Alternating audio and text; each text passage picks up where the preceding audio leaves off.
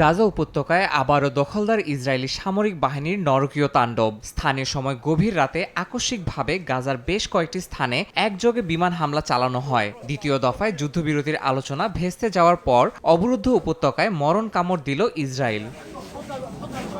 এদিন রাতে গাজার কেন্দ্রীয় শহর দেইর আল বালা, গাজা সিটি, খান ইউনিস ও রাফা অঞ্চলের একাধিক স্থাপনায় ব্যাপক আকারে বিমান হামলা চালায় নেতানিয়াহু বাহিনী। কাতার ভিত্তিক সংবাদ মাধ্যম আল জাজিরা জানায়, আবাসিক ভবন সহ বেশ কিছু অবকাঠামো ক্ষতিগ্রস্তের পাশাপাশি হতাহত হয়েছেন অসংখ্য মানুষ, যাদের বেশিরভাগই নারী ও শিশু বলে জানা গেছে। যুদ্ধবিরতির চুক্তির পর এটি সবচেয়ে ভয়াবহ হামলা।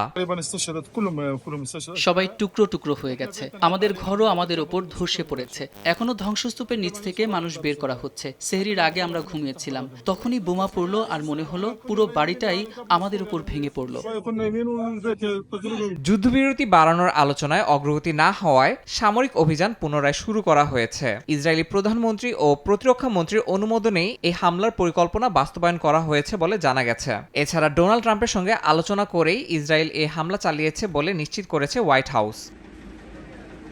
মার্কিন মধ্যস্থতায় গাজার সাময়িক যুদ্ধবিরতির মেয়াদ বাড়ানোর চেষ্টা চলছিল, তবে বন্দি বিনিময় সহ গুরুত্বপূর্ণ শর্ত নিয়ে মতপার্থক্য থাকায় আলোচনায় সাফল্য আসেনি। এতে সামরিক উত্তেজনা নতুন মাত্রা পেয়েছে। ইসরায়েল জানিয়েছে তারা আগের চেয়ে আরও শক্তিশালী সামরিক অভিযান পরিচালনা করবে। স্থল অভিযানেরও হুমকি দিয়েছে তেল আবিব। আন্তর্জাতিক পর্যবেক্ষকরা বলছেন, সংঘাতের এই নতুন ধাপে গাজায় মানবিক পরিস্থিতি আরও জটিল আকার ধারণ করবে। ইয়াসিন মোহাম্মদ জিসান, সময় সংবাদ।